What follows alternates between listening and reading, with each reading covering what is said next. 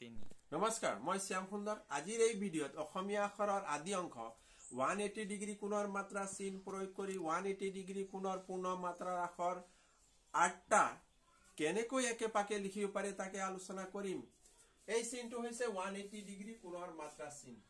এই চিনটো হৈছে 180 ডিগ্ৰী কোণৰ মাত্ৰা চিন। এই চিনটোকে 180 ডিগ্ৰী কোণৰ মাত্ৰা চিন বুলি কোৱা হৈছে। আখৰৰ আদি অংশ 180 ডিগ্ৰী কোণৰ পূৰ্ণ মাত্ৰাৰ চিহ্নৰ লিখন পদ্ধতি শিকাৰ পাছত 180 ডিগ্ৰী কোণৰ মাত্ৰাৰ আখৰবোৰক বিভিন্ন স্টেপ বা চৰণত সহজে লিখিব পাৰি। ত আখৰৰ আদি অংশ 180 ডিগ্ৰী কোণৰ মাত্ৰা চিন হৈছে first step and second step. এই দুটা স্টেপত সহজে লিখিব পাৰিলে অ লিখিব। হ আখৰৰ আদি অংশ 180 ডিগ্ৰী কোণৰ মাত্ৰা চিন হৈছে first step and second step and third step.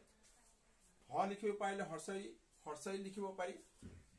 ক্ষয় আখৰৰ আদি অংশ 180 ডিগ্ৰী কোণৰ মাত্ৰা চিন হৈছে first step and second step, third step and fourth step, fifth step.